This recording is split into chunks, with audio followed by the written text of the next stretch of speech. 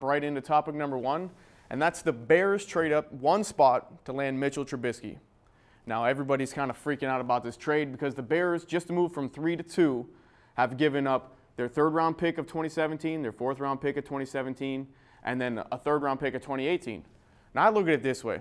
There could have been another team trying to trade up to that number 2 to get Trubisky, and the Bears felt intimidated. They felt like they weren't going to get their guy, so they go ahead and they trade up. And now, to me, it's not that much. If that ends up being their quarterback of the future, nobody's going to remember what they gave up. Everybody's remembering what they gave up now just because, it's live, it's present time. But 2-3 years from now, if Trubisky is even as good as Andy Dalton, which he's a viable quarterback for the Bengals, if he's even that good, nobody's going to care that they gave up 2 3s and a 4 to move up one spot. I mean, there's been times in the draft where, look at the Saints, they move up some spots and they give up their entire draft years ago to get Ricky Williams. I mean, literally their entire draft to get Ricky Williams, plus first round the following year. So for them to think that this might be their guy to maybe move forward, I think it's a good move. I think, Trubisky is going to be able to sit back there behind Mike Glennon, who they signed from the Buccaneers, and he's going to get to learn. And then people are throwing it out there that maybe it's because he only had 1 year at North Carolina playing, and that he was beat out the year prior by a guy that I don't even know his name, and he's never been in the NFL. But that's not the point. College game transitions differently to the pros. Sometimes quarterbacks are better. Look at Dak Prescott from last year. Everybody thought he wasn't good. His skills weren't going to translate to the NFL. He ends up taking his team and winning having the most wins of all time in the NFL as a rookie, actually tying it with Ben Roethlisberger. So to say that the Trubisky trade was a terrible trade for the Bears, I think they are totally wrong. And I think we just got to wait and see what happens. 5 years from now, if it's bad, then ridicule the Bears. Now on to topic number 2. It's a draft theme, remember that. Joe Mixon has now been drafted second round by the Cincinnati Bengals. And the Bengals TV station, their fans, some people just in the business completely in the NFL are absolutely flabbergasted that he was drafted. And I've given the backstory of Joe Mixon before. Joe Mixon, as an 18-year-old freshman at the University of Oklahoma, he hit a woman in a cafe and knocked her out cold. I don't condone hitting women whatsoever, but people deserve second chances. This is America, and everybody deserves to be able to get that second chance. What Joe Mixon did was he was suspended the entire year at Oklahoma, his freshman year, and then he just came out publicly many times apologizing for hitting the woman. He's even sat down with the woman to pound things out. They've had a settlement, everything. For 3 years now, he's done nothing wrong. And he made a mistake. At 18-year-old, people make mistakes. Now, not everybody makes a mistake hitting a woman, but some people do. That's what they do. And so to say that he doesn't deserve to be drafted or the Bengals made a mistake, I think is wrong. Joe Mixon's talent level was a first-round talent. If he would not have done what he did and he did not have the off-the-field issues, he very well could have been the number 1 back chosen. It wouldn't have been Leonard Fournette at number 4 to the Jaguars. It would have been Joe Mixon number 4 to the Jaguars. So give the guy a chance. As long as he keeps himself out of trouble, he keeps a straight head on him, I don't think a problem here. The only issue I see is the team that actually drafted him. The Bengals have many players that have off-the-field issues. Recently, Adam Pac-Man-Jones just got arrested again. The guy has a laundry list of arrests. So to put him in there with all the problems that he's had, I'm not sure if that might be a fire and ice mix right there. So let's hope Joe Mixon stays away from Pac-Man-Jones. He keeps his head on straight. He listens to what the coaches have to say about him, and he surrounds himself with good people. And, he could be one of the best backs in football. Shoot, he may even win the Rookie of the Year next year. We don't know. But, hey, let's lay off the Bengals and let's lay off Joe Mixon a little bit. Now we move on to topic number 3. And Mitchell Trubisky, Pat Mahomes, and Deshaun Watson were all drafted in the top 12 this past weekend. Now, that's 3 quarterbacks that were drafted within the top 12. Let me say that again, within the top 12, after these so-called experts have said they were not worthy. Now, as I've already said, Mitchell Trubisky went to the Bears at 2. Pat Mahomes moved up to number 10. The Chiefs moved up to number 10 to draft him. And then Deshaun Watson was drafted number 12 by the Texans. Now, those 2 teams moved up too. Nobody's fretting about the Chiefs trading a bunch of stuff to move up to 10 or the Texans trading a bunch of stuff up to move to number 12.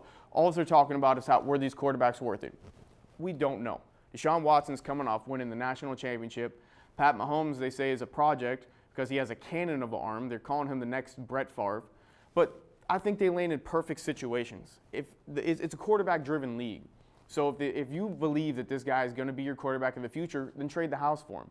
That's why people are still ridiculing the Browns last year for not taking Carson Wentz from the Eagles and trading out of that spot after Carson Wentz has looked great. So if you think you can get your guy, give up what you think for it. Mitchell Trubisky, as I said, gets to sit behind Mike Glennon for a little while. Pat Mahomes is going to get to sit behind Alex Smith, which I think is probably the perfect scenario because Alex Smith does not turn the ball over. Pat Mahomes is known for doing that, but they're kind of opposite guys. Smith is a guy that he doesn't have the cannon arm. He's more of a check down, and Mahomes is more of a cannon. And then you have Deshaun Watson, who I think is going to go. He goes to a team with a top 5 defense. The Texans have a phenomenal defense. They have good receiver in Hopkins. They have a good running back in Lamar Miller. So even if Watson gets to start, which I think he's going to, I think he's going to win the camp battle. I think he goes to a perfect scenario where they're not going to ask too much out of him, but I think he can do more than what Tom Savage can do or what Brock Osweiler did last year. So I'm rooting for all of these guys. They're saying that Watson could actually be the Rookie of the Year if he plays well enough. So, hey, let's give these guys a chance. Let's hope that they succeed. Nobody's ever wanted to be a downer on them. Now we move on to topic number 4, and this is another surprise of the draft where 3 wideouts went in the top 9. And that was Corey Davis was drafted number 5 to the Titans. 2 picks later, Mike Williams from Clemson was drafted by the Chargers at number 7. And the pick number 9 was John Ross, and he went to the Bengals. Now, this was a surprise because many had Corey Davis dropping down to the lower end of the draft because he didn't run a 40 because he had an injury. They had Mike Williams dropping down to mid-round of the draft because his 40 was slower than they expected, even though he projects to be like a Dez Bryant type figure. He can, he has good jump for the ball. And then John Ross, he is a burner. He ran the fastest 40 time ever at the combine at a 4.22. And I think that's actually what projected him up in the draft was that great combine, because they had him possibly falling out the second round. Now, again, this is all these so-called experts saying that these players aren't going to be drafted. Well, I'll tell you what, it was crazy. Because I think Corey Davis is going to be a phenomenal pick. I think Marcus Mariota has found his guy of the future. I think Mike Williams teamed up with Keenan Allen from the Chargers is going to be a nice tandem because Allen's been injured quite a bit. So now Phillip Rivers will always have that go-to guy. Mike Williams has stayed healthy for the most part. And now you put, I think the most lethal out of this is John Ross being paired up with A.J. Green of the Bengals. That's ridiculous. A.J. Green is already a top 2, 3, at most top 4 wide receiver. Andy Dalton finds him all the time. They have Tyler Eifert at tight end. I think John Ross is going there. I think he could actually be Rookie of the Year over some of these quarterbacks and running backs because everybody's going to go to A.J. Green. That's going to leave John Ross one-on-one. Now, everyone thinks that he's a speedster because he ran the 4.22, which he is, but the guy can also run a crisp route. You send him on a curl route or something, I think he's going to take out the cornerback. So it's been interesting. I can't wait to see what these wide receivers do. I'm almost as excited to see what they can do compared to what the quarterbacks can do, but as we have to always, we'll have to wait and see. Now on to topic number 5, and that is the Carolina Panthers picked 2 of the draft's most dynamic players in the first round. And what they did is they took Christian McCaffrey at pick number 8 in the first round, and then they took Curtis Samuel, drafted in the 8th pick of the second round. Now what's crazy is both of these guys have similar builds. They have similar playing styles. They both can play running back. They both can play the pass-catching running back out the backfield where they're going to catch a swing pass or they're going to catch a screen, or they both can play in the slot. I even seen in college several times where they had Curtis Samuel of Ohio State lined up as the flank, where he ran just a straight go route, and Christian McCaffrey is just lethal. The Panthers have now given Cam Newton some weapons that he's never had. Just imagine how scary that is. Think about this. The Carolina Panthers, on the back of their defense, obviously, of course, and an MVP season by Cam Newton, went to the Super Bowl 2 years ago. All right, they did lose, but he never had this kind of weaponry. Now you're going to add 2 guys that if you put them both on the field at the same time, what is the defense going to do? Then they still have Greg Olsen at tight end, who's the second best tight end in football. You got Kelvin Benjamin, who keeps getting better every year. Granted, he did come to camp overweight, and they're a little worried, but I'm sure he'll trim down. And they did lose 10 again, but you also have Jonathan Stewart back there, a big bruiser at running back, and you're adding these 2 guys. I'm actually scared for any team to play the Panthers because it's just a mismatch all over the field. Both the guys, you should have seen Christian McCaffrey at the combine catching balls. He was catching them better than wide receivers. And he's a little shifty guy that will just break your ankles. I think the Panthers hit a home run here. When I first seen them take the 2 guys, I was worried that, they're drafting both of the same guys. And then I kept thinking about it and kept looking, reading reviews on it, and they're right. Them drafting them 2 guys is going to make the Panthers, I think, back on top, take over Atlanta. Let's go Panthers. Now we move on to topic number 6, And that is another team that I think won the draft, and that's the Dallas Cowboys. Now, as you may know, I'm a Dallas Cowboys fan, so you may say I'm biased, but trust me, I am not. Their draft, they hit a home run, and they got players that nobody thought that they would fall to, so they got some steals. And I'm just going to do the first couple that they got, and they drafted Taco Charlton. They needed a defensive end. They needed a pass rusher on the right end, and Taco Charlton brings length. He has 34.5-inch arms. He's 6'6" at 280 pounds, and the guy's just gotten better every year. He just got to start this past year for Michigan, the full season, and he only played about half the snaps because they rotated him in. He still got 10 sacks, and these weren't against small schools. He did this against Ohio State. You know, he played against top-notch competition. Now, many had him ranked before the draft as a top 10 selection. Then after he ran his combine, because he ran a 4.9, they had him out of the second round. But the Cowboys felt comfortable taking Taco, and you know the guy just brings a good competition to the team. Then they move on. Their secondary got decimated in free agency. They lost 3 out of their 4 starting secondary players. And in the second round, Chidobe Awuzie out of Colorado drops to them. And this was a guy that they thought may be a back-end first-round pick, ended up falling to him at the end of the second round. And there's nothing wrong with him. Nobody, it's almost as people forgot about this guy. He's a 6', 200-pound cornerback who can play not only outside corner, he can play inside corner, he can play safety, and they even lined him up at linebacker. The guy ended up with 8 sacks, most sacks out of any cornerback in the draft.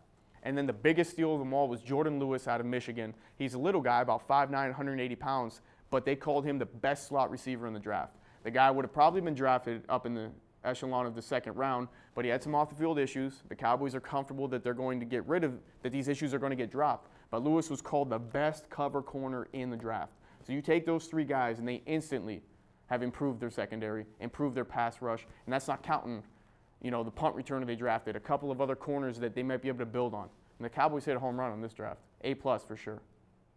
Now I move on to topic number 7. And what we're going to do is compare what I said compared to what actually happened in the NFL draft. Now, I gave you my top 10 a couple of shows ago.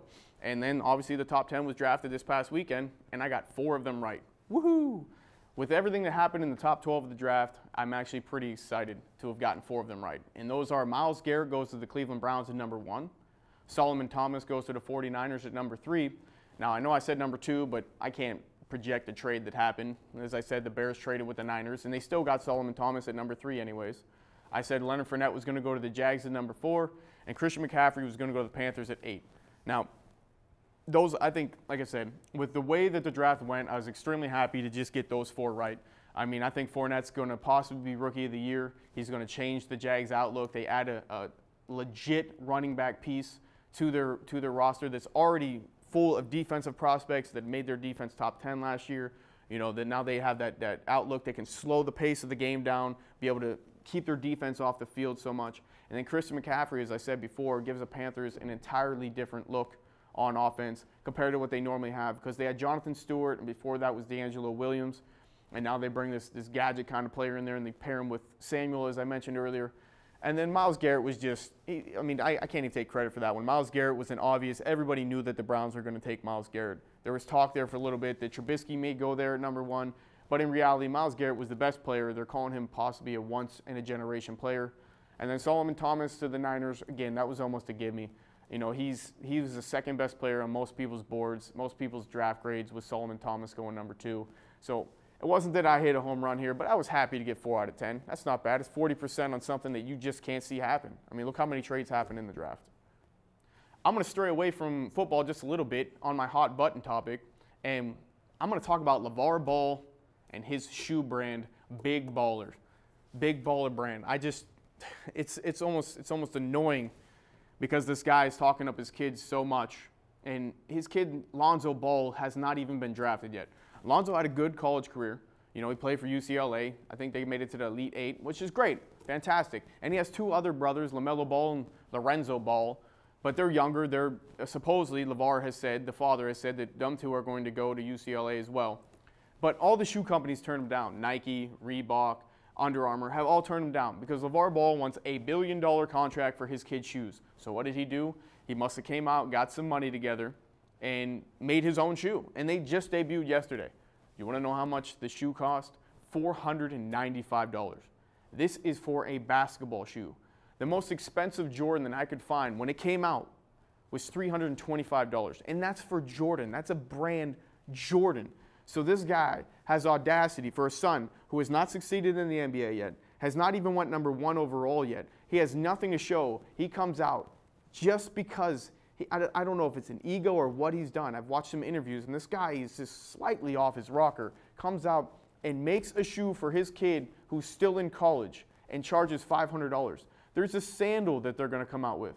This sandal is $295. A sandal. I don't know what they're thinking. I like what Shaq said. Shaq came out on Twitter and said that it's not right to charge that amount of money for shoes.